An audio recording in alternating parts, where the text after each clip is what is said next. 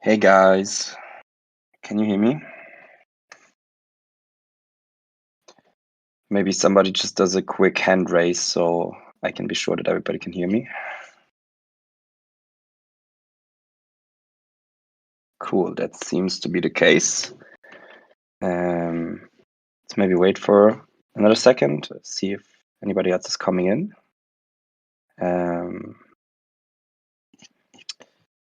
Welcome you guys to our Brit Insights chat. This is the second iteration, the second week we're doing this. I'm Dominic, I do the business dev at Tixl, and last week we spoke mostly about liquidity mining pools, and also in the question section we had a bunch of other questions from people. I think we had a pretty cool interaction and a lot of questions coming up.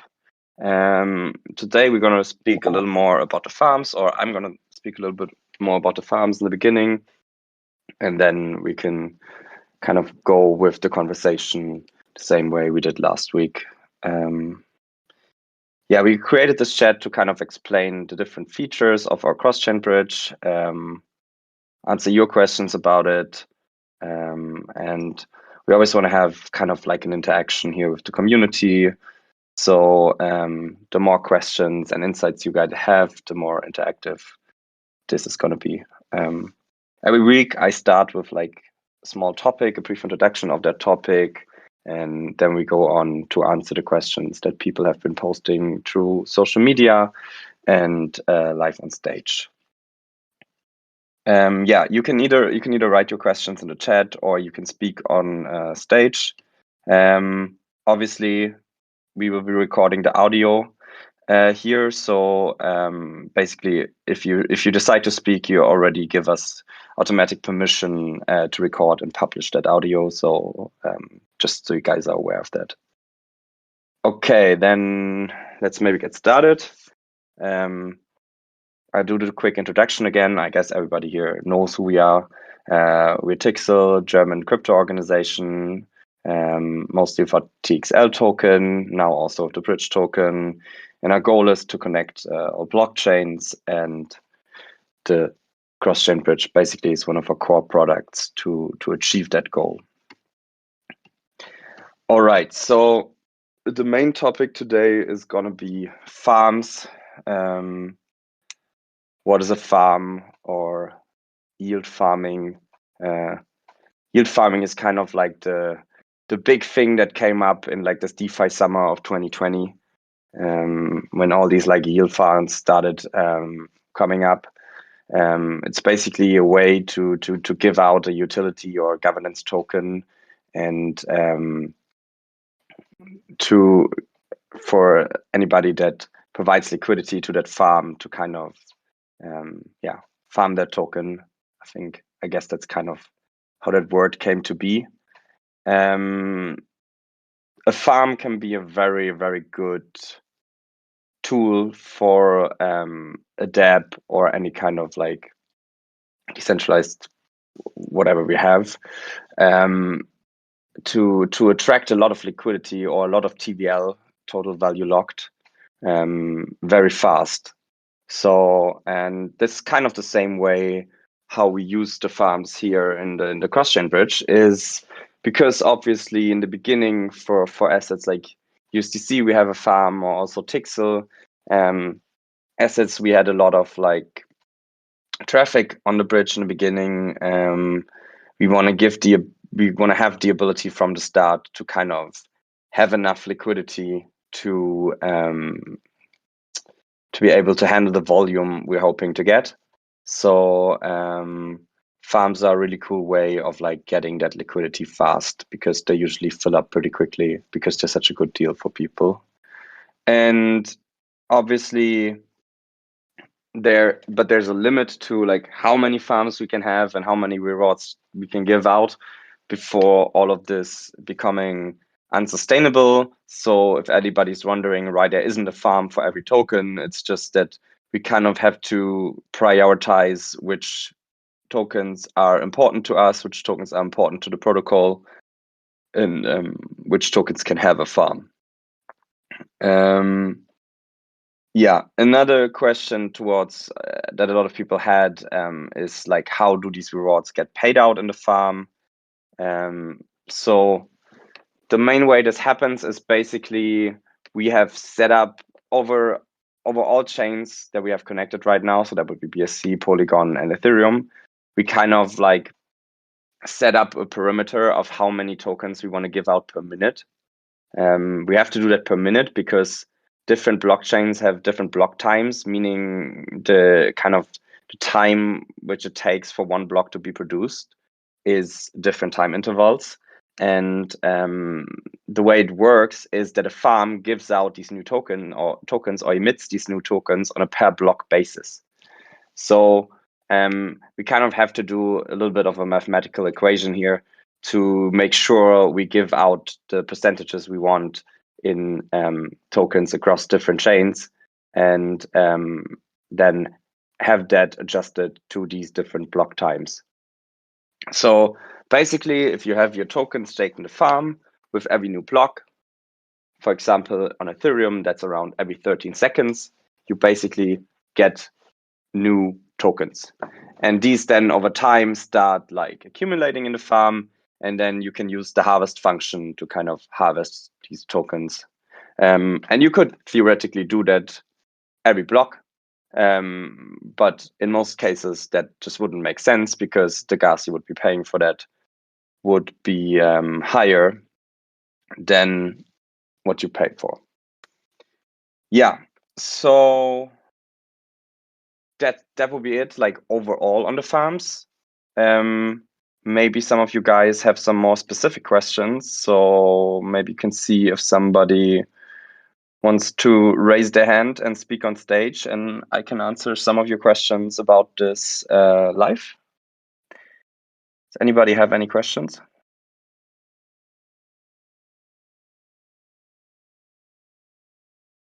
Okay, doesn't look like it. So let me maybe go into all the questions or into questions we have in the Bridge Insights chat. If you guys have any questions you wanna ask right now, maybe post them on the chat forum, so I can read or see them if you don't wanna come on stage for this.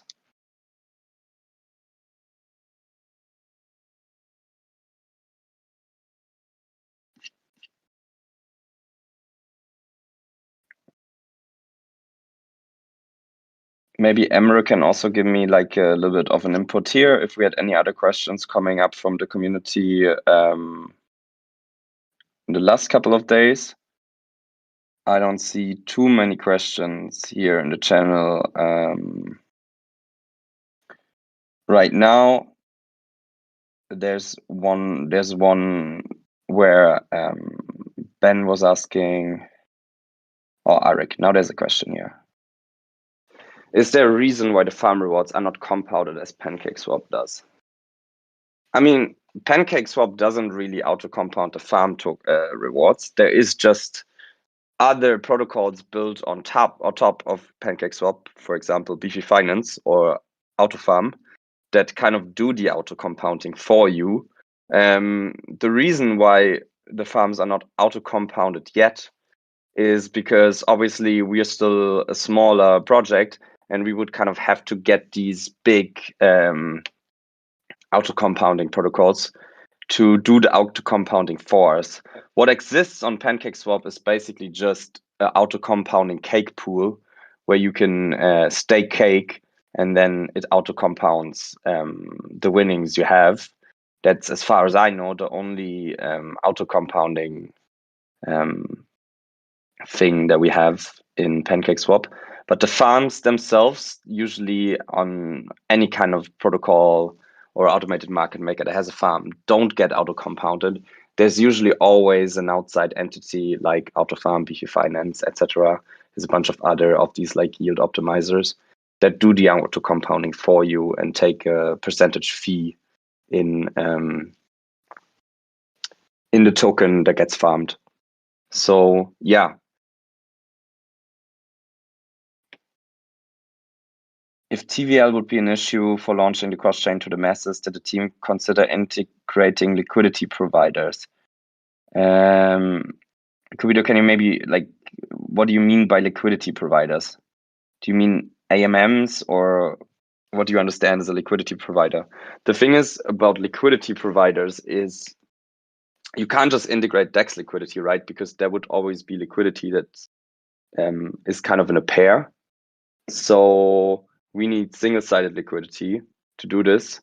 And obviously also launching to the masses, it's kind of like it's like a chicken egg problem, right? You want to like scale the liquidity with the demand, but then also you could say like the more liquidity there is, maybe the more demand there is. But you kind of need to take these two things and put them together in a way that they make sense. Like just because you have maybe like let's say we would have like $4 million in USDC liquidity, that does like that alone wouldn't necessarily mean we have more bridgings, right? Because there would still be have to be demand for this. So right now it's basically we're scaling up the capabilities for liquidity in tandem with what makes sense with the demand that the bridge sees. And if we get to the point where we see like, oh man, maybe we don't have enough liquidity, then we would obviously like kind of raise the limits and increase the liquidity. But otherwise, you always also just like if you raise the limits, you're basically giving less rewards to anybody who's already in the farm, meaning their APRs would go down. So let's say because the farm is always giving out the same amount of tokens, right? It's basically hard coded how many tokens per block are giving out of the farm. And then like let's say, for example, the amount in the USDC farm, the amount of USDC in the USDC farm would double. That would mean like that per USDC that you put in, now you only get half the tokens that you put in before. And so there's obviously a balance here where it doesn't really become or where it isn't really attractive anymore for somebody to provide more liquidity.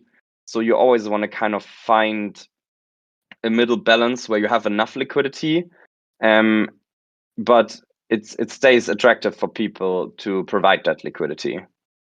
I mean, we have some plans already going on that like over time we would also like to have something like protocol owned liquidity where because like using a farm is always just basically renting liquidity and you have to kind of pay a price for that. So in the long term, we're definitely looking also towards having a certain amount of protocol owned liquidity, which we can use for these kind of things.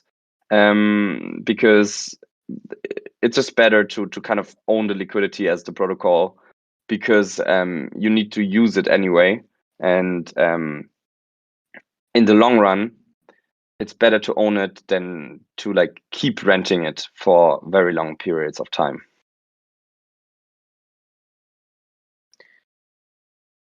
Okay, are there any other questions? Or maybe does somebody want to come on stage and talk to me for a little bit? I know everybody is always a little bit shy, but last week we had some good interactions here, and yeah, that could be really cool.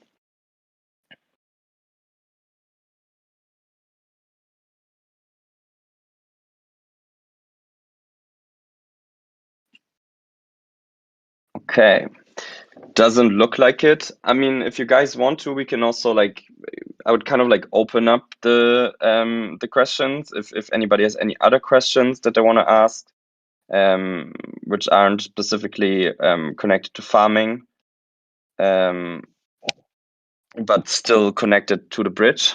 I would obviously be happy to answer those as well.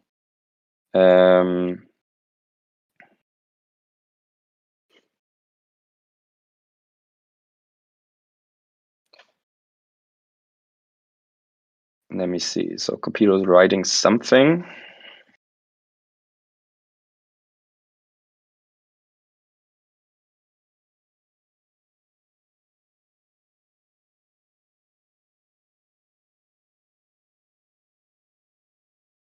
Mm-mm-mm.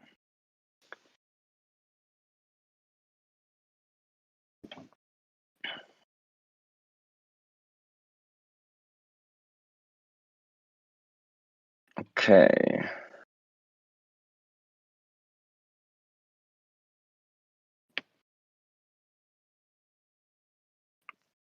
Is there a plan how to launch the bridge? Will it be a silent launch backed by PR?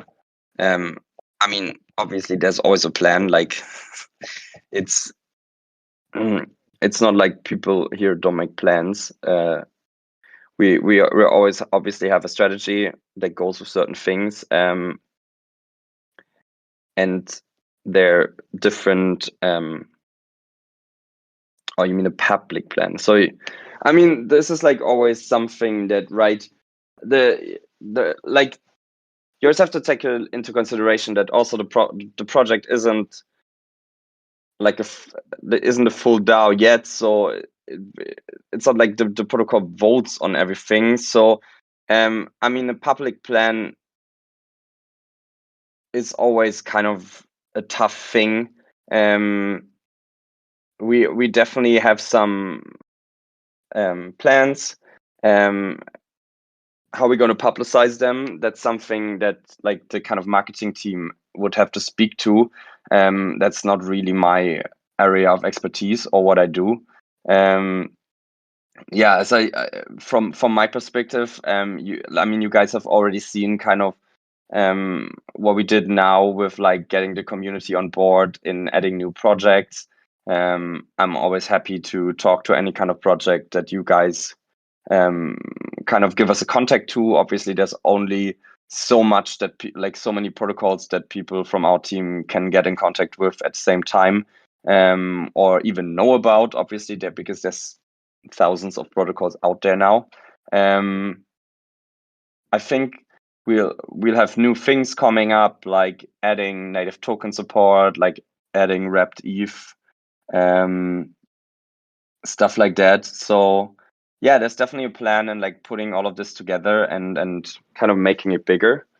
But probably not a public plan right now.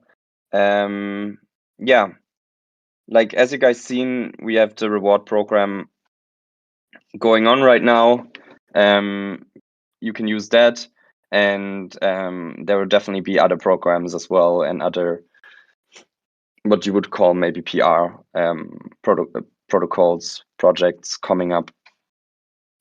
Another question from Eric: would it be possible that projects can self-list the NFTs on the CCP? Potentially, yes.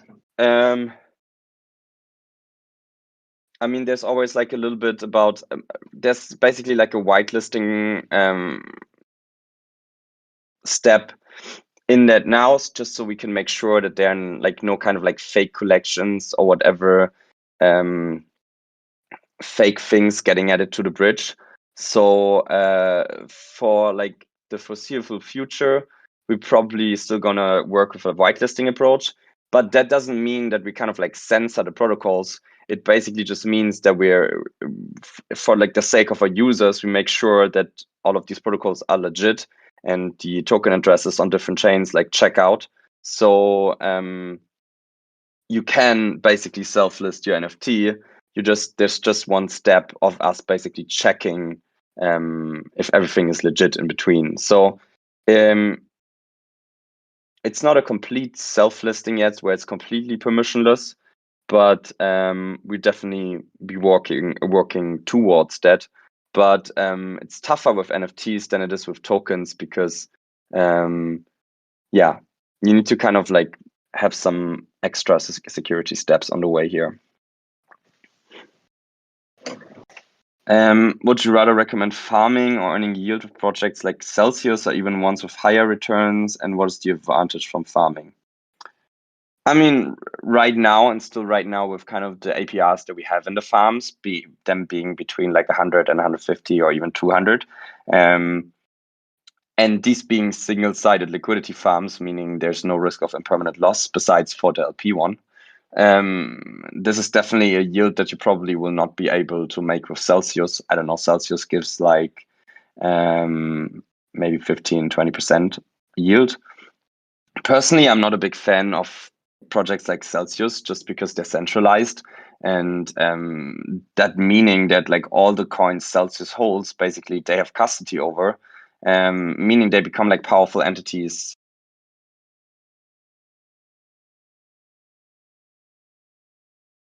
In this, I'm personally not the biggest fan of that, but obviously be a bad protocol. But they also make their yield to other things, right? They basically lend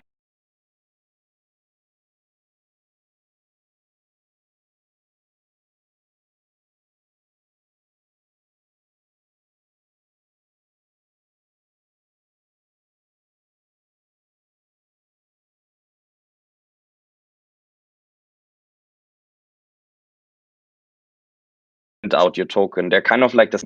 Then in our case, to either earn with that token again in the reward pools or to like try to sell that token on a DEX.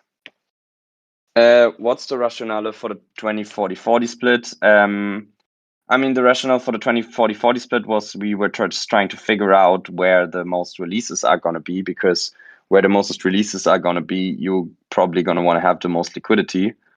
So that was kind of the rationale between that. And it was just basically the assumption that there's going to be less releases on Ethereum. But we are probably going to like, especially when we add new networks in the foreseeable future, we're going to definitely take another stab at reassessing the split that's currently ongoing and make it more so that it kind of mirrors the actual releases on the different networks. But that's also, that can change from week to week. That can like be quickly changed. So there's always some kind of like analysis going on there. And also you don't want to change the split too often, because people kind of stake their tokens there and they have a certain expectation on what the APR is going to be. And if I could just keep changing around these emissions, basically, then that might change. So yeah, we're definitely going to take another look at the split, and if we maybe have to change it a little bit, we're definitely going to have to change it when we add new networks, just because then it's not going to be a split between 3, but between 4 or 5 networks anymore. So yeah, expect some changes there in the mid-term future. Is there already a plan to integrate the Terra ecosystem into the CCP, especially UST? Yeah, I mean, the problem about the Terra integration is obviously that Terra isn't EVM compatible. So it's a little bit more difficult to integrate the Terra ecosystem, or let's call it the Cosmos ecosystem, because Terra is just part of the Cosmos ecosystem, right? There's some new EVM compatible chains coming on onto the Cosmos network, like EVMOS, that I've personally been in contact with already. So if they get their EVM compatible chain connected to the Cosmos ecosystem, we might have a way how we can connect the Cosmos ecosystem to their chain faster, and can maybe even add it in the shorter term, something like similar to what, for example, like Moonriver or Moonbeam, those two chains do in the Polkadot ecosystem, or what you have with Solana Neon in the Solana ecosystem. It's always a lot easier for us at this point to add to an ecosystem through their EVM implementation than just trying to get a fully new code base launched, because that's a lot of work, and we still have a lot of things that we want to put on the roadmap and do. And yeah, so you always have to kind of measure, does that new ecosystem and putting in all this development effort, is that worth it compared to other shit that these developers could do at the same time?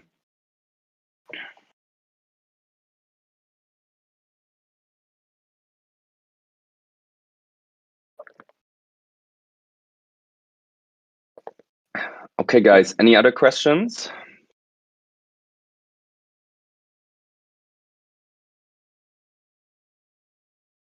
It doesn't look like it right now. Yeah, you can always ask more questions. You can always put them here in the channel during the week also, so I can answer them in the next week. Yeah, if there's nothing else, I would probably say goodbye for today. I hope you guys enjoyed the session. Feedback is always welcome. Let me know what you guys think.